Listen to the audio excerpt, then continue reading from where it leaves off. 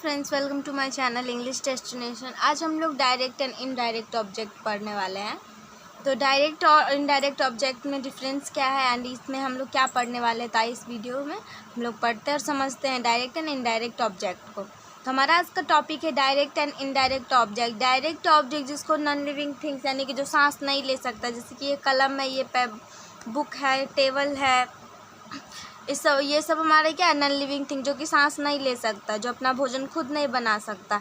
तो direct object किस denote करता है, किसको? तो नॉन लिविंग थिंग को डायरेक्ट ऑब्जेक्ट डिनोट करता है, यानी कि कोई भी चीज़ है नॉन लिविंग थिंग, उसको हम लोग डायरेक्ट ऑब्जेक्ट कहते हैं। नेक्स्ट है इनडायरेक्ट ऑब्जेक्ट। इनडायरेक्ट ऑब्जेक्ट वैसी चीज़ें जो कि सांस लेते हैं, जो अपना भोजन खुद ग्रहण करते, खुद बनाते हैं, कि लिविंग थिंग जो कि सांस लेते हैं, पेड़ पौधे, छोटे छोटे घास, ये सब जो है सो लिविंग थिंग है और इसको हम लोग इनडायरेक्ट ऑब्जेक्ट कहते हैं। तो आइए पहले डायरेक्ट ऑब्जेक्ट के बारे में जानते हैं। Direct object non living things denoting object is called direct object. Direct object जो है नॉन लिविंग थिंग को डिनोट करता है, उसको हम लोग क्या कहते हैं? तो डायरेक्ट ऑब्जेक्ट कहते हैं।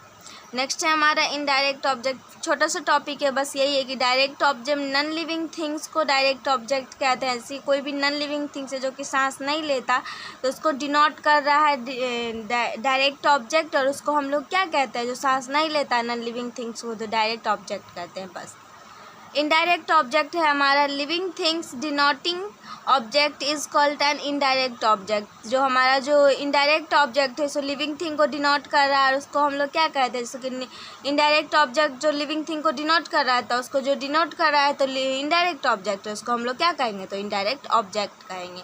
इतना ही बात था, छोटा सा टॉपिक था, और हम लोग डेफिनेशन से समझते हैं डायरेक्ट और इनडायरेक्ट ऑब्जेक्ट को।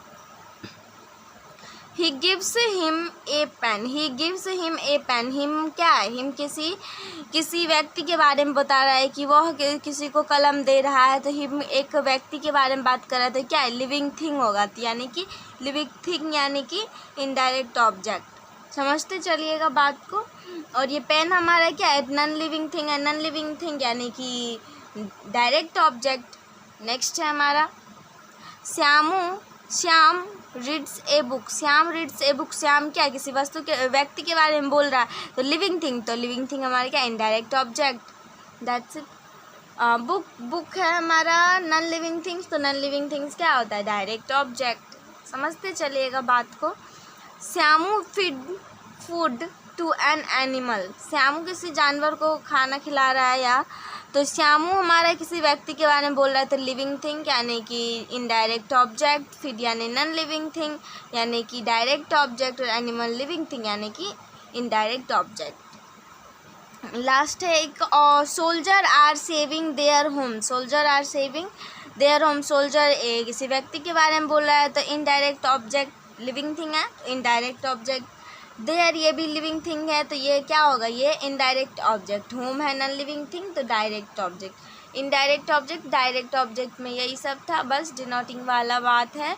और डायरेक्ट ऑब्जेक्ट को नॉन लिविंग थिंग्स बोलते हैं और इनडायरेक्ट को लिविंग थिंग्स। तो डायरेक्ट ऑब्जेक्ट इसको डिनोट कराता है नॉन लिविंग थिंग्स को, और इनडायरेक्ट ऑब्जेक्ट डिनोट कराता है तो लिविंग थिंग्स को। आज के लिए इतना ही। That's it.